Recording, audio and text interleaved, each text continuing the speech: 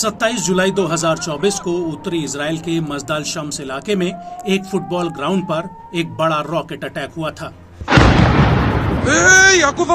इस हमले में 12 बच्चों की जान चली गई थी, जबकि 44 से ज्यादा लोग घायल हुए थे। इजरायली सेना ने इस हमले का आरोप सीधे तौर पर हिजबुल्लाह पर लगाया था। यहां तक कि अमेरिकी खुफिया एजेंसी ने भी अपनी रिपोर्ट में इस बात की पुष्टि कर दी थी कि रॉकेट लेबनान की तरफ से दागे गए थे। हालांकि फुटबॉल ग्राउंड के आसपास इजराइल के एयर डिफेंस सिस्टम आयरन डोम के तैनात होने का दावा किया गया था और हिजबुल्लाह ने इस आरोप से अपना पल्ला झाड़ते हुए कहा था कि ये धमाका आयरन डोम की इंटरसेप्टर मिसाइलों के धमाके से हुआ था।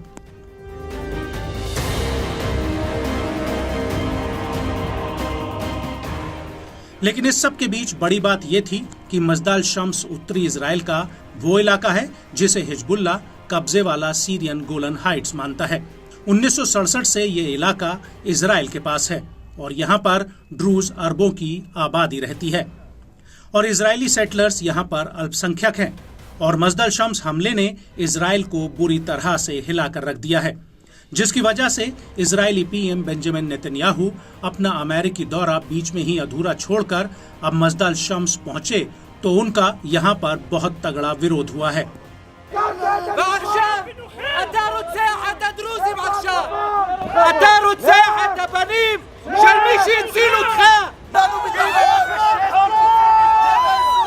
दरअसल नेतन्याहू स्थानीय नेताओं के साथ घटनास्थल का दौरा कर रहे थे, तभी ड्रूज लोगों की एक भीड़ इस मैदान के बाहर काले कपड़ों में खड़ी दिखाई दी और जैसे ही नेतन्याहू यहाँ पहुँचे, ये भीड़ हिब्रू भाषा में नेतन्याहू वापस जाओ के नारे लगाने लगी।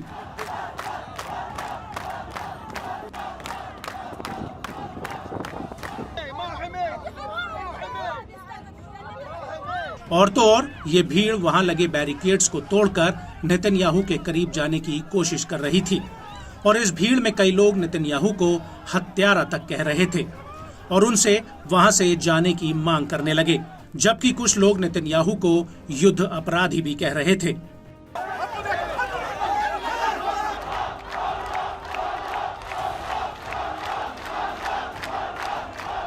आपको बता दें कि नेतन्याहू ने इस भीड़ को लेकर कोई प्रतिक्रिया नहीं दी, बल्कि हिजबुल्लाह के इस हमले का कड़ा जवाब देने का वादा फिर से दोहराया।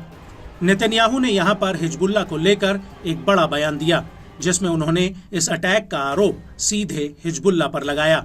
नेतन्याहू ने कहा कि हिजबुल्लाह ने ईरान की मदद से यहां पर ईरानी रॉकेट फायर किए थे, जिसने 12 मासूम बच्चों की जान ले ली।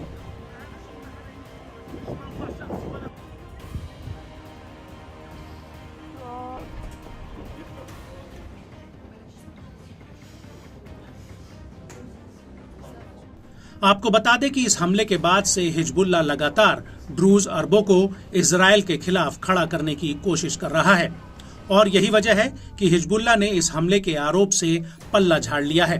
वहीं नेतन्याहू बार बार कह रहे हैं कि ड्रूज और इजरायली भाई भाई हैं और इजराइल उनकी तरफ आज, कल और हमेशा के लिए खड़ा रहेगा।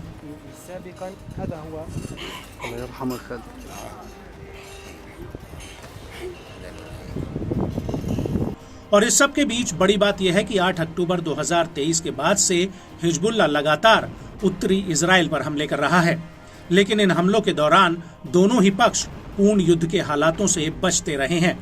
लेकिन मजदाल शम्स में हुए हमले के बाद से दोनों के बीच तनाव अपने चरम पर पहुंच गया है।